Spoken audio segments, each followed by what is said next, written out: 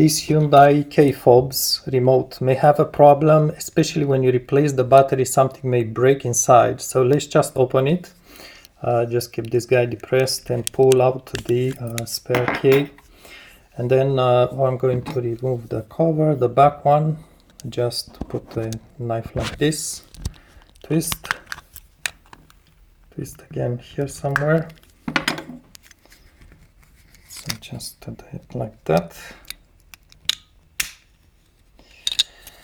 Now inside here is the part with the buttons and the electronic board. And you notice we have the batteries on the other side, and we have this part that touches the bottom of the battery. This is the negative, and these contacts here touch the side of the battery.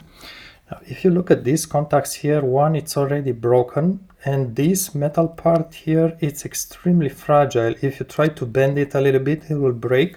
But also when you try to put back the cover with the new battery, if you don't align it properly and the battery it's touching against the contacts at top of it, it will break altogether this piece here, and that can be a problem for you.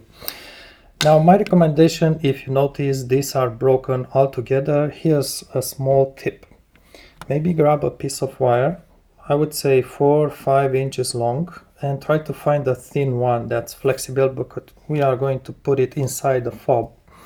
And then remove the battery from there. You may want to replace it at this moment. Notice how it sits. So the writing, the positive part, it's a CR2032, but the writing goes against the cover.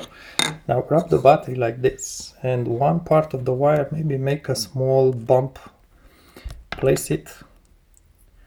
Try to have some rubber insulator on the side. Maybe use a small piece of tape. You want, depends on if you want to use it or not. Then place the wire on the side. Try to pass it somewhere in between those two tabs. Press it against to lock it there. Be sure it touches the battery. And the other part of the wire, we are going to solder it, and it has to go on this metal part somewhere. If you are skilled enough, you just get a soldering iron. Be careful not to spread soldering around the board, but try to weld it somewhere on the side here. I would suggest there's already a few welds, and you may just it may just grab better. So that's the whole idea. Just refine a little bit. Don't let the wire too long, and just really try to solder it like this. You may try with some super glue as well. I'm not sure if that's going to work well. If you are afraid, just bring this to a TV shop and ask them, please just solder this wire there carefully. And this wire will touch these contacts and the back of the battery, the positive pole. And from that moment on, you just close the guide together. Try to just wrap a little bit the wire inside the fob, assuming the other end it's welded, soldered here. Just close your fob like this.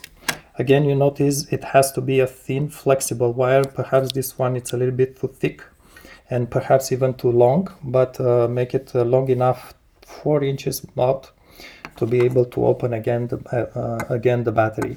And basically, if you do so, you don't need these side contacts any longer. So if the piece it's broken, it's just dropped from there, do not replace it, don't need to put it back. Just will have the wire touching the side of the battery or the back of it, and this part here will touch the bottom of the battery, the negative part. And that's how you perhaps fix your problem. Mine doesn't really need it. I still have one of the two contacts here, which is still it's enough for now.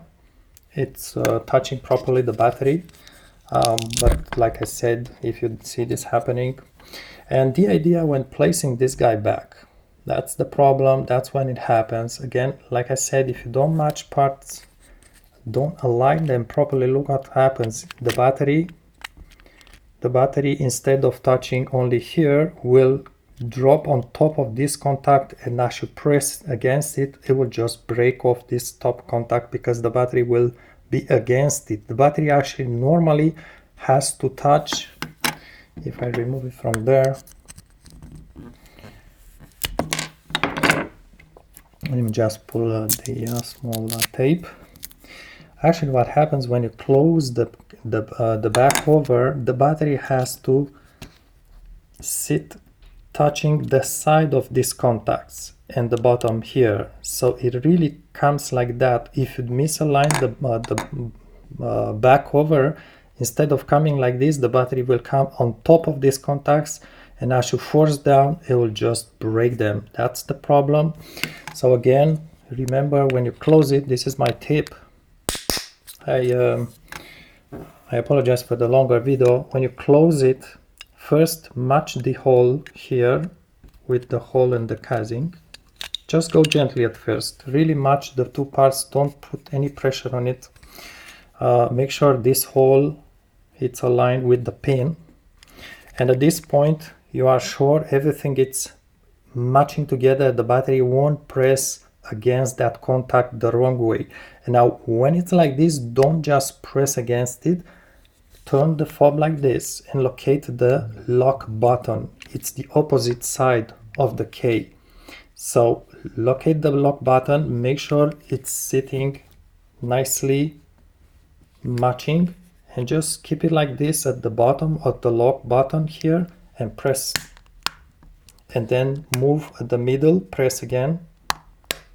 And then move at the top near the K, press the final press. And that's how you close it. And at this point, you should be safe and not damage that contact. If you allow me to open it again to show, that contact should be in very good condition. Nothing has broken, just the old one. And by the way, I broke this guy here, not by pressing down the cover, but I don't know why, I tried to bend it a little bit to make better contact. You don't need to do so. But the moment I tried to bend this metal tab here, it just broke off the other one. So these are metal, but are extremely brittle. It's just not a flexible metal at all, like this one here. This is very brittle. The moment you will force on it, either way like this or from the top, it will just break from there. That's the whole idea. I hope it helps you guys. I'm pretty sure I have one YouTube viewer who told me he opened the remote wasn't working any longer. He opened it and this part here was just loose inside the remote, so obviously it wasn't making contact with the battery. So he asked me what's a fix for this, and I'm pretty sure we are going to see this a few other times with these remotes, the way they are made. I think quite a few other people will have the same problem here. Here you go, just spread the word. Thanks.